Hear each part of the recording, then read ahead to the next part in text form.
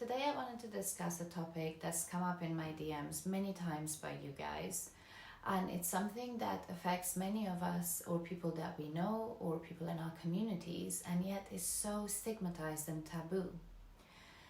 And the topic that I wanted to discuss is just the stigmas of divorce across Asian cultures. I can't generalize for other Asian cultures per se, but seeing my friends who come from India, Pakistan, Bangladesh, Sri Lanka, and other fellow Afghans go through the same things, I feel like the sentiment towards this topic is kind of the same. And I can mainly comment just on the Afghan community, but generally I feel like divorce across just the ethnic cultures is very frowned upon, and many people end up staying in relationships that are abusive or they're not happy, but yet are too scared to bring up this taboo topic. If you haven't been to my page, welcome. I'm Hamasa. I look at personal development as well as mental and emotional well-being and just day-to-day issues. And I've noticed that the past couple of videos I did were specifically concentrated on cultural issues, which has had a very good feedback, because I understand that in our cultures, mental health or these topics like divorce or moving out of your parents' or marriage pressures are very frowned upon and not openly discussed. So there is a real need for people who are of similar backgrounds to me, for a safe space for them to come and learn and kind of turn to and build a community, to feel like there is support available and you don't have to deal with these things by yourself. Divorce being one of them. I'm no expert at this, of course, because I haven't been married, nor have I been divorced for me to truly feel or walk in those people's shoes who are dealing with it. But I understand what it feels like to have your heart broken or to let go of something or someone. And also, I did my research. I spoke to a divorce lawyer that's a friend of mine. I spoke to my mom, who's got 20 years of experience as a counselor and someone who works with the Afghan community, who's witnessed and seen many separations, divorces, and reconciliations. And she's very, very well equipped to be able to advise me on this. So I had a conversation with a few people, and just growing up and seeing things like this in my family and how they were perceived or the pressures that they felt, I find that divorce is such thing that's difficult for everybody, regardless of what background you're from. It's a very difficult thing to go through, especially if there are kids involved. It's like mourning the death of someone who's still alive, mourning the death of your relationship. That's how the pain feels. So it's just as hard for everyone, but when it's this stigmatized and this frowned upon and this unaccepted in our communities, it makes it tenfold as hard on the people who are going through it.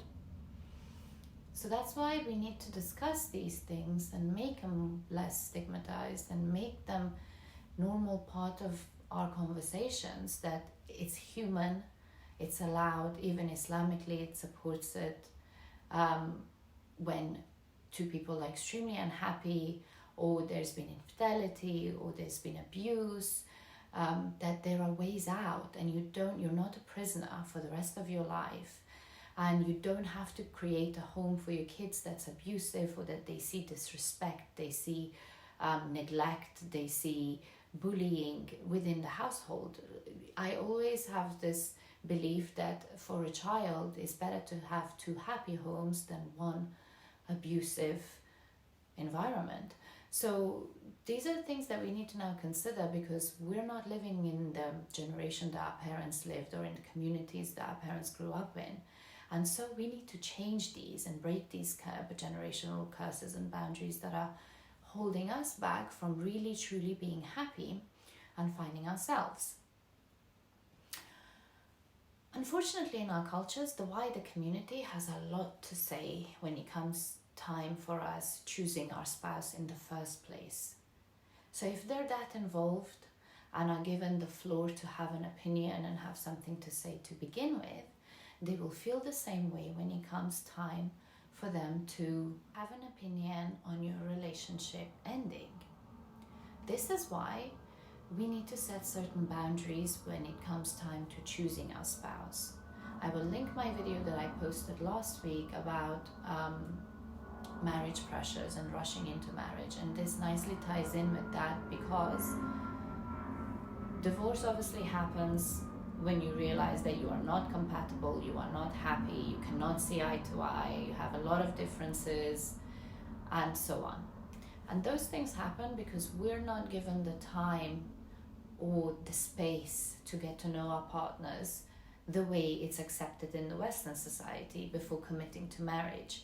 It's usually either semi-arranged or fully arranged, or is assisted by family and friends. And so even if you guys are getting to know each other, there's a lot of pressure and a lot of people are involved, and it's a short period of time, and then you decide to get married or not. So that's why later on, when the problems occur, you are left to deal with this, and you may not be fully equipped or understand or want to be able to deal with it. And so you are now considering a separation or a divorce. And the fear of what the community or your family would say is sometimes the thing that's holding you back. Most times it might be the thing that's holding you back, because what happens to especially a woman that's divorced in our communities, they kind of get shunned out. They don't get accepted into the society or community back the way they used to. They have this label on them and they can't shake it off. And that fear alone could paralyze you in staying in abusive relationships, which is obviously extremely unhealthy, not only for yourself, your mental health, physical health, but also your children and their future relationships and what they deem acceptable. How dad treats mom is okay. If he hits mom, that's okay. Or if mom is abusive towards dad, that's okay. Disrespectful, stealing, all of these things, they get conditioned to believe that these things are okay to do, which is very unfortunate, because then those generational curses then continue into the future generations of your kids and grandkids, and that's not where you want to go. That's not how you should live your life. So if you're in a position like this and you see a fork in the road, it's important for you to set some boundaries and understand all the repercussions that come with it, but know that you will be okay and you can come out of it a lot stronger and you will be fine. You won't die from it. So once you make that decision and you've realized that this relationship is no longer for you and you need to cut your ties, the worst thing you could do is start telling, even if it's your loved ones or people you trust or your circle, the details of why you're divorcing your spouse. And even to your children. The last thing you want to do is to manipulate, even if it's unintentional, your kids' perception of their dad or their mom. Because that will completely ruin, they're already dealing with what's happening in the household.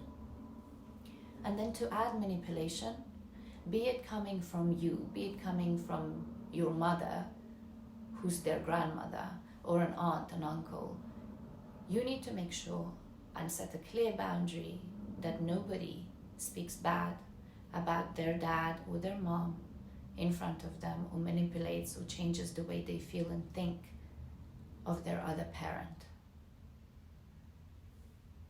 Because that has repercussions for years to come. And it's really no one's place, because the relationship that you may have with your partner isn't necessarily reflected in the kind of parent they may be. And even if they are a bad parent, you have to encourage a relationship and make sure that whatever good there is focused. And because you don't want your kids to be paying the mistakes of you making bad choices, your family pressuring you into things, or just your partner being bad, making bad choices. That's not your kids' price to pay or mistake to pay. So you need to have a clear line that the children are sat down and spoken to, no bad mouthing.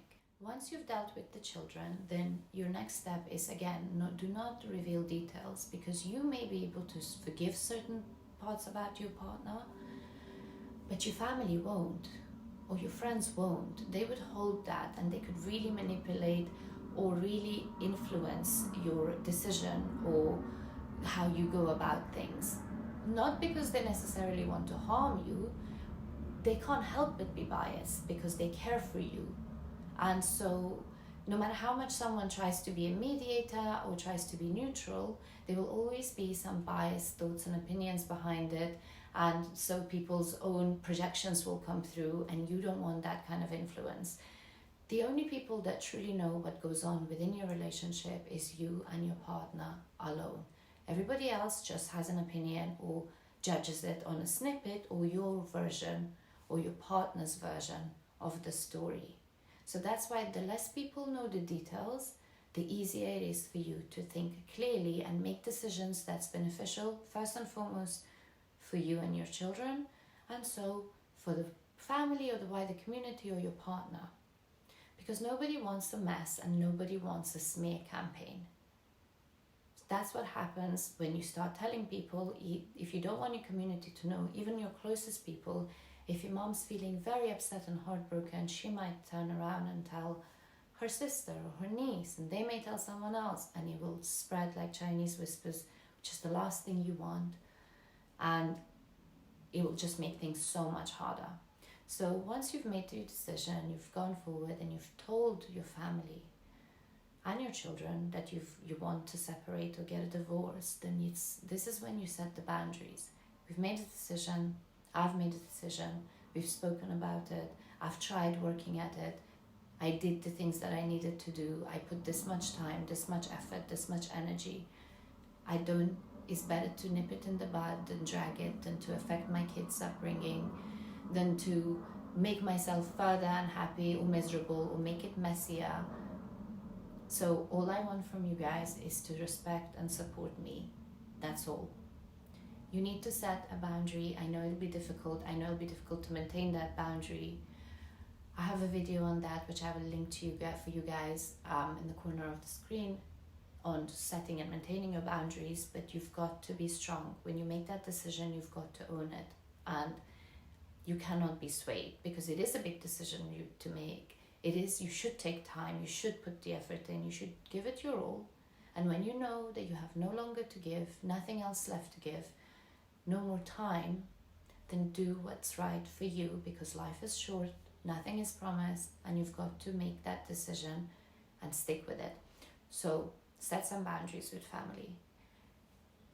The same way that I mentioned about once your family has your back, it's much easier to move out and do things, is the same thing with this. Once your family have your back and respect and understand you, your closest people, your friends, nobody else matters.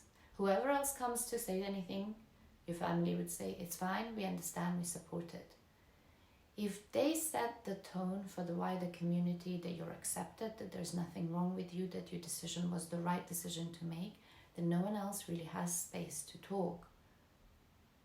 So that's why it's so important to make sure that you set clear boundaries with your family members and explain to them what's going on.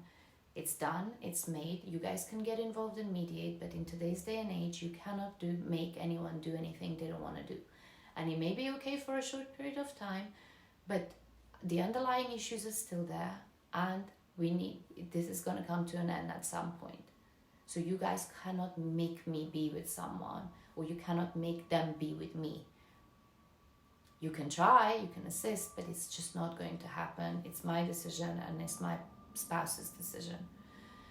When you have that, your family's got your back, your kids are not manipulated or influenced with the way they say they're the parent, then you need to, what happens with relationships and divorce is that your partner is ingrained in you, and you store these emotions and pain and memories all in different parts of your body, in your cell makeup. So therefore, you're kind of killing a part of yourself.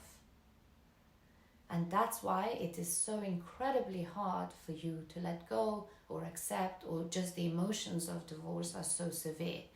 You're divorcing yourself too. What I mean by this is that you're killing certain parts of yourselves that are entwined with this other person. And you don't just make memories with your mind, you make memories with smell, taste, touch, all the senses. And so that person is truly entwined in your now makeup. So that's the hard part of the emotional side of divorce, is that when you cut those parts off, you're killing parts of yourself. And that's where you feel lost, broken, and you don't know what's going to happen.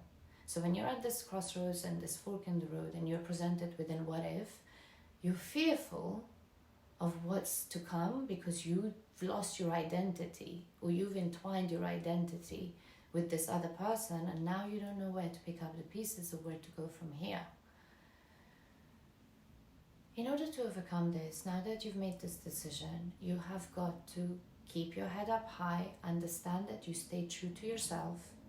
Even if you allowed people to influence your decision in the first place to get married to this person, you had the power, the mental strength and ability to make that decision for yourself and take your power back and do something about it. You are not going to suffer and pay the price for other people's mistakes, possibly, or even your own.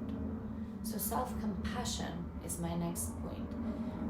Stop beating yourself up. We're human. Mistakes happen. Circumstances happen. And you made a decision, you made a choice. It didn't work out how you planned it to. It does not mean that your life should be over. Understand that you're not alone. There are millions and thousands of people that go through divorce. When you make it a universal pain, it takes that ginormous mountain that's hovering over you away. You realize that a lot of people deal with this. So you have to be kind to yourself. You have to allow yourself time to grieve the parts that you're killing. And you have to understand that you do need support, but family and friends should only come for support to you, for your support, not necessarily to get involved. If you need to talk it out, which you do, don't bottle it up, don't hold it in, get it off your chest, but do it to someone who's a professional. And so your secrets, your fears, everything that you've dealt with, your emotions are safe and confidential. You will never have to worry about the repercussions of it. You have a professional that understands and listens and guides your thought process in the correct way for you to then overcome it and heal it, rather than ruminating and dwelling on it. Because when you speak about it to family and friends, you kind of keep going over it over and over again, but not necessarily finding solutions or closure or healing. But when you do it with a professional, chances are that you get more healing out of it. So it's beneficial in many factors.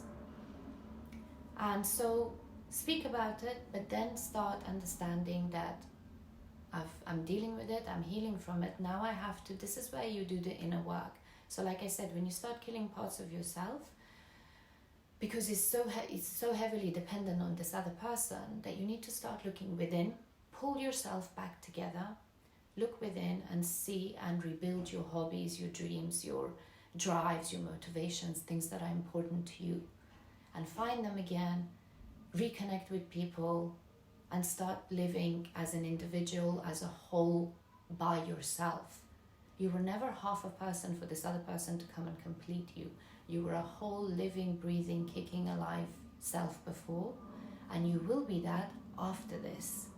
So you just need to find the strength to start doing the inner work, look within and find yourself again, and reestablish yourself as the better, stronger, more resilient version of yourself. I hope that you guys found this helpful. It's a very heavy topic. It's very stigmatized, it's very frowned upon, but in today's day and age, our happiness and the world we live in, we need to prioritize because life is short. So I hope that you guys find this helpful. If you did, please do subscribe to my page, like and comment on this video. Share your experience if you feel comfortable with it, or share this with someone who may need it at their very lowest. Thank you so much for watching. I'll see you here again next week. Mwah.